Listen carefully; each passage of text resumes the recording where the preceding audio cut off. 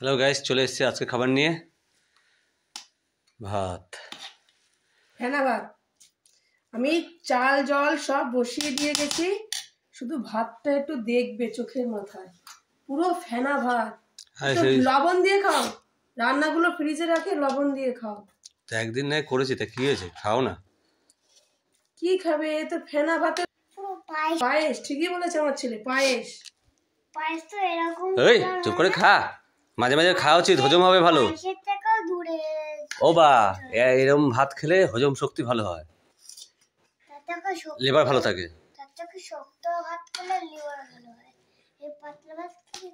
তোমার তো লিভার খুব খারাপ শুনলাম না, তুমি একটু বেশি করে উপর থেকে হতে আমি খেতে পারি না, তুই তো জানিস। তা ভাত করেছো কেন? ফুটাতে দেবো উপর উপর, সবই তো ফেনা ভাত। ইয়ার কি পেয়ে গেছে? আরে আমি লোকটার সাথে কথা বলতে গিয়ে এটা হয়েছে। কি হারে ফেনা ভাত করেছে এক গামলা, কালকেও খাবা। এদিকে কি কি রান্না করেছো দেখি একটু। লাউ শাক, আলু দিয়ে, বেগুন দিয়ে, ছিম দিয়ে। এটা এটা আমার ছেলে মেয়েটা কাঁচকলা সিদ্ধ আছে, উচ্ছে ভাজা, কুমড়ো ভাজা, এটা ওল দিয়ে চিংড়ি দিয়ে তরকারি, এটা সজনে ডাঁটা দিয়ে আলু দিয়ে তেলাপিয়া মাছের ঝোল, আর এটা হচ্ছে ছিম মেখেছি। দেখাও একটু দেখাও। ও আচ্ছা, এটা একটু কালকে বাঁধাকপি ছিল, আর কালকে একটু ছেলের ডাল ভালো খাওয়া, ডালটা রেখে দিয়েছিলাম। কাঁচকলাটা খা না। আরে একভাবে সব খাতে উচ্চ হয়ে গেছে, ওটা রাখো, পরে খেতে লাগবে, কালকে হয়ে যাবে, ওখানে রেখে দাও। এক গাদা করে খাবার এদের, খেয়ে খেয়ে সব জিভ লম্বা হয়ে গেছে।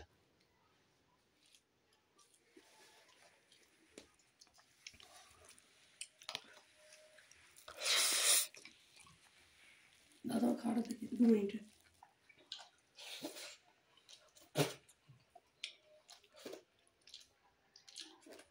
আসলো ডাল, এটা বাঁধাকপি। বাঁধাকপি একটু ছিল কালকে। এটা কি যেন বললি?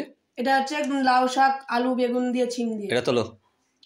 কেন দি না, সব একবারে। আবার আমাকে সে কালকে বাসি খেতে হবে, টাটকা রাতবো খেতে দেবে না, সেগুলোকে আমাকে বাসি করে খেতে। বেশি কথা কেন বলো? সব একবারে খাও, একবার ঢেলে নাও সব। রাতে কি খাবি? কালকে কি খাবা? ঘাস খাও খাও, দামি দামি ছিমগুলো পুরো সিদ্ধ করে তরকারি করবে তা না। সিম সিদ্ধ ভালো লাগে, তোমার তো বললাম না। কি বলবো তোমাদেরকে, কারণ একটা তরকারি করলে তো একটা বেলা হয়ে যায়। কালকের চিন্তা তোমাদের করার তো দরকার নেই, ইনকাম করতে হয় আমাদের। চিম লোকে মাঝে মাঝে একটু সিদ্ধ ভাত না খায়, ভালো লাগে। আমি তো কাউকে দেখিনি চিম সিদ্ধ খেতে, এখন তোমাকে দেখি। বললে আবার তখন দোষ হয়ে যায়, উচিত কথা বললে এদের। কমেন্টে তোমাকে একটা কিছু বলবে।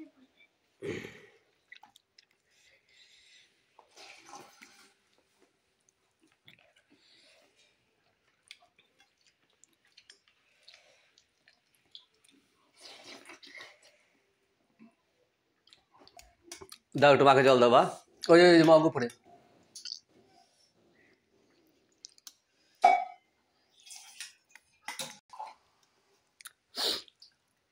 ওকে আটা দাও, আলু তো দিও না। হ্যাঁ ঠিক আছে।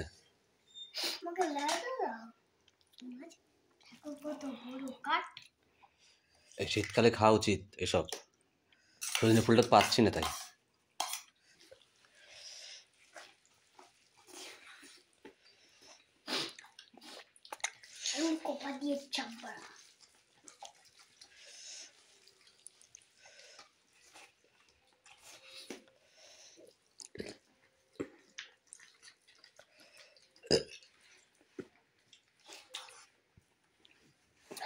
এটা কি দিচ্ছ?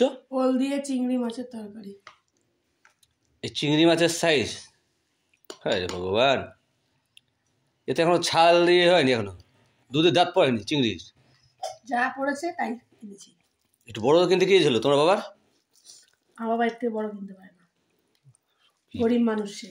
কিপটে, গরিব তো না, কিপটে। কি অবস্থা, একটা চিংড়ি, হায় রে ভগবান, আমরাই পারলাম না এরকম। চিংড়ি দাও, সয়াবিন আর চিংড়ি। সয়াবিন নেই বা এই রাখ রাখ আমি দিচ্ছি ছাড় সয়াবিন আর এই নাও চিংড়ি। খাও তুমি একটু নাও। আমার লাগবে না থাক এত বড় চিংড়ি আমি খেলে আমার আমার হজম হবে না খেতে হবে।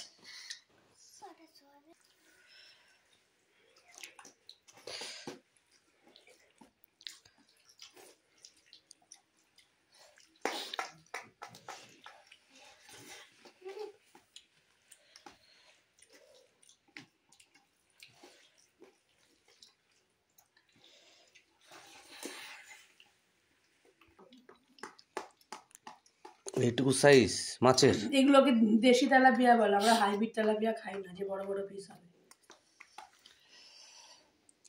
কি অবস্থা 3 দিন খাবো বলেছি পুঁটি মাছ এ পুঁটি তেলা তো না তাই পুঁটি মাছ বললে চলে কেন একটু খাসির মাংস নিয়ে আসুক একদিন কার নিয়ে নেবে একদিন কারাই খাসি না আনতে পারতো মুরগি তো নিয়ে আসতে পারতো এখন তো ইলিশের দাম কম 600 টাকা কেজি একটা ইলিশ নিয়ে আসলে তো মিটে যায় একবেলা আমার বাবার অর্থ ক্ষমতা তেলাপিয়া।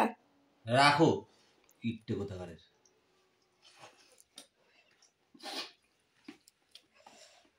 কোন জামাইকে 3 দিন ধরে খাওয়ায় শ্বশুরবাড়ির থেকে? আমার বাবা শ্বশুরবাড়ির মতো বাবা বাড়ি বেঁচে তাই বেঁচে গেলে যাত্রা। আমার বাবার মতো ভালো মানুষ পেয়েছিল তাই 3 দিন ধরে দেবে মাছ ভাত সবজি। হ্যাঁ আমরা তো করি না বাজারে ঘাট করে খাই না 3 দিন বলছি বাজার দেবো না খাবো